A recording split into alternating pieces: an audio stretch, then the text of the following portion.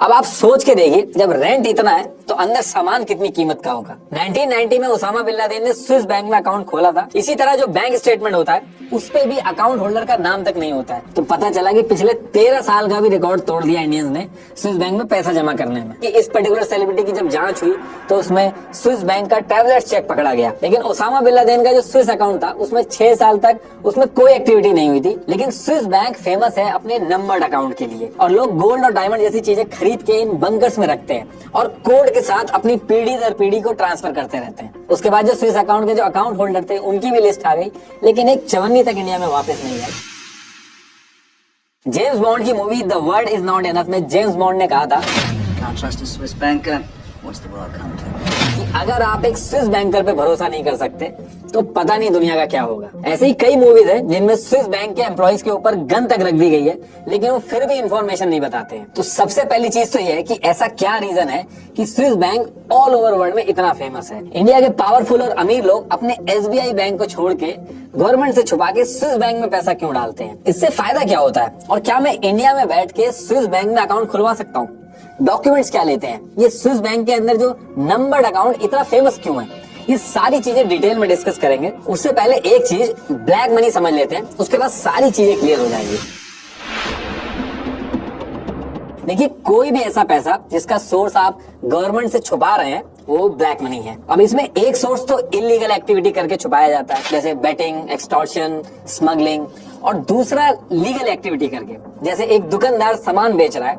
ये कोई illegal activity नहीं है, लेकिन अगर वो सामान बेच के बिल नहीं दे रहा है और कैश में पैसा लेके घर में जमा कर रहा है तो ये ब्लैक मनी हुआ। एक आइडियल इकोनॉमी में हर ट्रांजैक्शन का रिकॉर्ड गवर्नमेंट के पास होना चाहिए, और जिसका रिकॉर्ड नहीं है, टैक्स नहीं मिल रहा है, वो ब्लैक मनी है। और ये जो ब्लैक मनी है, इस ब्लैक मनी को आप आसानी से खर्च नहीं कर सकते कि मार्केट में गए और आप खर्च करने लगे। इसको छुपाने और ब्लैक को व्हाइट करने के लिए लोग अलग अलग तरीके अपनाते हैं, जिसमें से एक स्विस बैंक में पैसा रखना बहुत ही फेमस है। देखिए, ये स्विस बैंक हम वर्ड यूज करते हैं, ये कोई अकेला बैंक नहीं है। स्विट्जरलैंड के सारे बैंक्स को स्विस बैंक बोला जाता है, लेकिन स्विट्जरलैंड के कुछ रूल्स ऐसे हैं जिनकी वजह से स्विट्जरलैंड के बैंक्स ऑल ओवर वर्ल्ड में फेमस है। ईयर 1713 में स्विट्जरलैंड गवर्नमेंट ने एक लॉ बना दिया कि कोई भी बैंक अपने कस्टमर की कोई भी डिटेल्स नहीं शेयर करेगा। और जब ऐसा बोला गया तो स्विट्जरलैंड की जो कैपिटल है जेनेवा, फ्रांस और बाकी यूरोपियन कंट्री के जितने भी रिच और पावरफुल लोग थे स्विट्जरलैंड में पैसा रखने लगे। और यहीं से शुरू होता है स्विस बैंक्स के अंदर एक सीक्रेसी और साइलेंस का कल्चर, जो आज की डेट में स्विस बैंक्स के लिए बहुत इंपॉर्टेंट बन गया है। इस रूल के बाद स्विट्जरलैंड के अंदर जो बाहर से पैसे का फ्लो आ रहा था वो इनकी गवर्नमेंट के लिए काफी फायदेमंद साबित होने लगा। इसके बाद 1934 में फिर से स्विट्जरलैंड गवर्नमेंट ने एक और लॉ पास किया, बैंकिंग एक्ट ऑफ 1934, जिसके आर्टिकल 47 के तहत अगर स्विट्जरलैंड का कोई भी बैंक अपने कस्टमर की डिटेल्स ऑल ओवर वर्ल्ड की किसी भी गवर्नमेंट को या फिर टैक्स एजेंसी को शेयर करता है तो एक पनिशेबल ऑफेंस होगा, फिर चाहे वो डिटेल्स किसी क्रिमिनल की क्यों ना। कोई भी अगर इसको वायलेट करता है तो उसको 5 साल तक की सजा होगी। ये जो लॉ बनाया गया, ये ऑल ओवर वर्ल्ड में सबसे स्ट्रिक्ट बैंकिंग लॉ उस टाइम पे भी था और अभी भी है। ये सब देख के दुनिया भर के रिच और पावरफुल लोगों के लिए स्विट्जरलैंड एक अट्रैक्टिव डेस्टिनेशन बन गया, क्योंकि उनको अब अपनी ब्लैक मनी और अपार संपत्ति के लिए किसी को जवाब देने की जरूरत नहीं है, अपने खुद के देश की गवर्नमेंट तक को नहीं। ओसामा बिन लादेन तक की पहली पसंद स्विस बैंक थी, वो अभी मैं लास्ट में बताऊंगा जब इंडियन सेलिब्रिटीज के जब नाम सामने आएंगे उसमें। स्विट्जरलैंड की सबसे बड़ी खासियत ये थी और अभी भी है कि ये देश पॉलिटिकली न्यूट्रल है। अब जैसे अगर पाकिस्तान में इस तरह का बैंक होता तो इंडियंस इसमें पैसा रखने में अवॉइड करते, भले कितना ही अच्छा बैंक होता। लेकिन स्विट्जरलैंड की किसी से भी दुश्मनी नहीं है। कोल्ड वॉर के टाइम पे भी जब सब देशों की मजबूरी थी अमेरिका और सोवियत रशिया में से किसी एक की साइड लेने की, तो उस टाइम पे भी स्विट्जरलैंड न्यूट्रल था। सेकेंड वर्ल्ड वॉर में भी स्विट्जरलैंड ने न्यूट्रलिटी का रास्ता चुना। ईयर 1501 से लेके आज तक कोई भी वॉर नहीं की है स्विट्जरलैंड ने। देखिए, ये चीज एक देश के लिए बहुत बड़ा एडवांटेज है।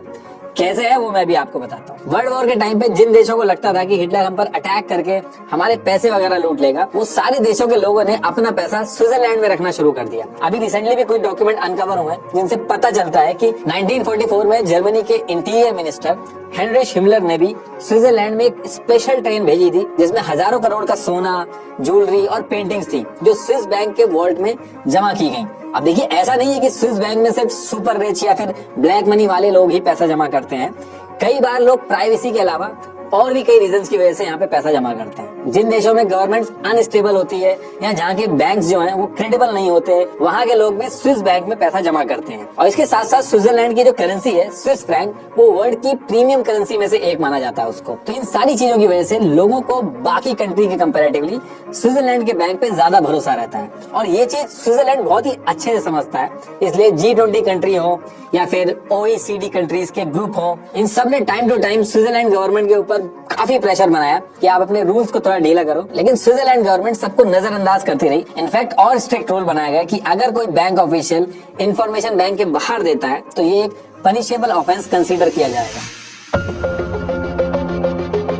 अब ये देखते हैं कि स्विस बैंक में अकाउंट कैसे खोला जाता है। देखिए, पूरी दुनिया के अंदर किसी भी कंट्री का रेजिडेंट स्विस बैंक के अंदर अकाउंट खोल सकता है। आपके और हमारे जैसे लोग भी घर बैठ के अकाउंट खोल सकते हैं स्विस बैंक के अंदर, लेकिन बस एक दिक्कत है कि 1 मिलियन स्विस फ्रैंक होने चाहिए कम से कम, बाकी मैक्सिमम तो कितने भी हो सकते हैं। स्विस बैंक में अकाउंट खोलने के लिए आपकी मिनिमम एज 18 साल होनी चाहिए, एक वैलिड पासपोर्ट जिसकी वैलिडिटी 6 मंथ तक एटलीस्ट हो। लेकिन इसके साथ साथ ये आपका एक रिज्यूमे भी सबमिट करवाते हैं जिसमें आपकी स्किल से लेके आप क्या क्या काम करते हैं और कब कब कहाँ कहाँ काम किया, वो सारी डिटेल्स होती हैं। जो फंड आप सबमिट करोगे, ये फंड आपके पास किस तरीके से आया है, इसकी डिटेल्स भी आपको देनी होती है।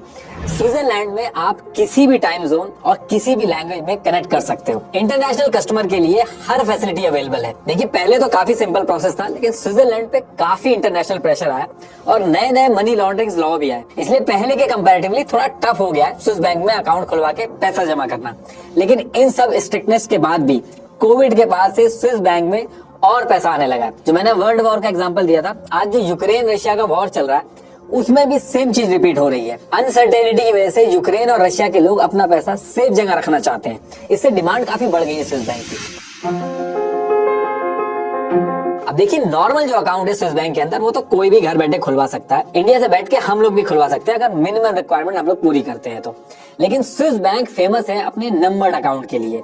ये वो अकाउंट है जिसमें पावरफुल और रिच लोग पैसा रखते हैं। नंबर्ड अकाउंट को खुलवाना आसान नहीं होता, इसके लिए आपको एक बार फिजिकली विजिट करना होगा स्विट्जरलैंड के अंदर, और इस नंबर्ड अकाउंट में आपकी प्राइवेसी का पूरा ध्यान रखा जाता है। दुनिया की कितनी भी पावरफुल गवर्नमेंट हो, अगर टैक्स रिलेटेड इंफॉर्मेशन एक्सचेंज करने का जो एग्रीमेंट है वो अगर स्विट्जरलैंड के साथ नहीं है तो स्विस बैंक आपकी कोई भी इंफॉर्मेशन किसी भी कीमत पे शेयर नहीं करेगा। ये जो नंबर्ड अकाउंट होता है, इसकी खासियत ये होती है कि नाम की जगह एक कोड मिलता है। बैंक के सिर्फ कुछ लोगों के अलावा किसी को भी पता नहीं चलता कि इन अकाउंट्स में क्या हो रहा है। नॉर्मली अगर किसी को पैसा भेजना होता है तो इंडिया में आदमी का नाम, account number, IFSC code, branch वगैरह ये सब चाहिए होती है।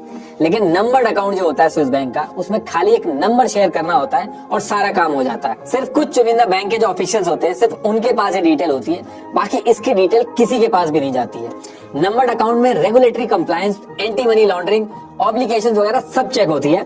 ऐसा नहीं है कि कोई भी उठ के गया और पैसा जमा करके आ गया, प्रॉपर वेरिफिकेशन होता है। और एक बार जब सारा कुछ चेक होने के बाद आपका अकाउंट स्विस बैंक के अंदर खुल गया तो उसके बाद कस्टमर की जो आइडेंटिटी है उसको बचाना स्विस बैंक की प्रायोरिटी में सबसे ऊपर होता है। नंबर्ड अकाउंट के लिए स्विस बैंक का जो कंप्यूटर होता है उसमें कस्टमर का नाम तक नहीं आता है। बैंक का कोई भी एम्प्लॉय आपकी आइडेंटिटी नहीं देख सकता। साथ ही अगर कोई साइबर क्राइम होता है तो भी आपका नाम बाहर नहीं आता है। इसी तरह जो बैंक स्टेटमेंट होता है उस पे भी अकाउंट होल्डर का नाम तक नहीं होता है, सिर्फ एक नंबर होता है जो पूरा अकाउंट का बेसिस होता है। इस नंबर्ड अकाउंट को चलाने में खर्चा भी बहुत आता है। इसका जो एनुअल चार्ज ही होता है वो $300 यानी कि 24,000 से 25,000 रुपए के करीब होता है। अगर आप स्विट्जरलैंड के बाहर रहते हैं तो आपसे बैंक एक नॉन रेजिडेंशियल फी भी चार्ज कर सकता है। इसमें स्विस बैंक ये भी फैसिलिटी देता है कि अगर आप चाहते हो कि बैंक स्टेटमेंट तक आपकी कंट्री में ना जाए तो वो फैसिलिटी भी है, क्योंकि बैंक स्टेटमेंट से गवर्नमेंट तक इंफॉर्मेशन जा सकती है। लेकिन बैंक स्टेटमेंट ना भेजने के लिए उल्टा फीस देनी होती है। बाकी जो बैंक्स होते हैं उसमें बैंक स्टेटमेंट भेजने के लिए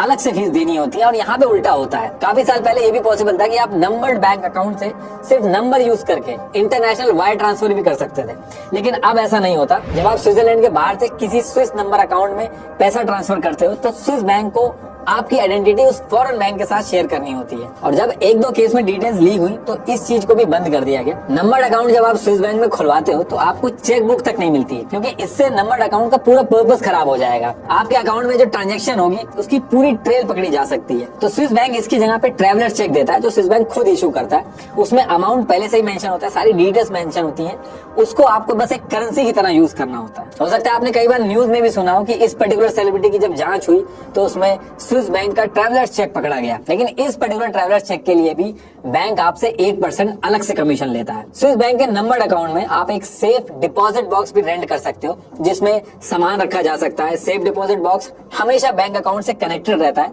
बड़े बड़े लोग अपनी कीमती चीजें दुनिया से छुपा के यहाँ पे रखते हैं। स्विस बैंक कुछ स्पेशल कस्टमर्स के लिए एक सीक्रेट बैंक वॉल्ट भी देता है, जो कि अंडरग्राउंड बंकर्स में होते हैं। इसमें स्टोरेज फैसिलिटी होती है, जहाँ पे लोग गोल्ड, डायमंड्स और वैल्यूएबल फिजिकल आइटम्स पूरी दुनिया से छुपा के रख सकते हैं। इनमें से ज्यादातर अंडरग्राउंड बंकर्स स्विट्जरलैंड के माउंटेन्स में लोकेटेड है। ये मिलिट्री बंकर्स हैं, जिनको कभी मिलिट्री ने बनाया था और बाद में स्विस बैंक ने खरीद लिया इनको। ये बंकर्स हर किसी को नहीं मिलते हैं, सिर्फ उन क्लाइंट्स को मिलते हैं जिन्होंने कई तरह के सिक्योरिटी क्लियरेंस पास किए होते हैं। इनमें से कुछ बंकर्स को जानबूझ के रोड की जो कनेक्टिविटी है उससे काट दिया जाता है। यहाँ पर सिर्फ प्लेन्स या फिर हेलीकॉप्टर से ही जाया जा सकता है। इस लेवल की सिक्योरिटी मिलती है। ये वॉल्ट्स हैं करीब $5 लाख में रेंट पे मिलते हैं। अब आप सोच के देखिए, जब रेंट इतना है तो अंदर सामान कितनी कीमत का होगा। लेकिन दुनिया के अंदर बहुत ही रिच लोग हैं, ये सारे वॉल्ट्स आराम से रेंट आउट हो जाते हैं।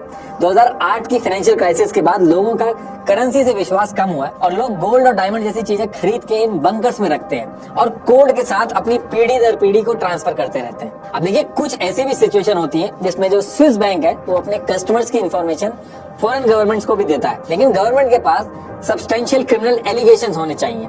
टैक्स चोरी वगैरह ये सब जो चीजें होती है स्विट्जरलैंड में एक बड़ा क्राइम नहीं समझा जाता है, इसलिए अगर टैक्स चोरी का केस होता है तो उसमें इंफॉर्मेशन नहीं दी जाती है। लेकिन स्विस बैंकर्स एसोसिएशन की वेबसाइट के हिसाब से अगर money laundering, criminal organisation theft, blackmailing, ये सारे केसेस होते हैं तब इंफॉर्मेशन शेयर की जा सकती है। लेकिन सिर्फ इंफॉर्मेशन शेयर की जाएगी, ऐसा नहीं कि सारा पैसा उठा के वापस दे दिया जाए। ये इंफॉर्मेशन सिर्फ इसलिए दी जाती है ताकि क्रिमिनल एक्टिविटी जो है उसको पकड़ा जा सके। और पहले तो ये भी नहीं था, किसी भी सिचुएशन में इंफॉर्मेशन स्विस बैंक वाले नहीं देते।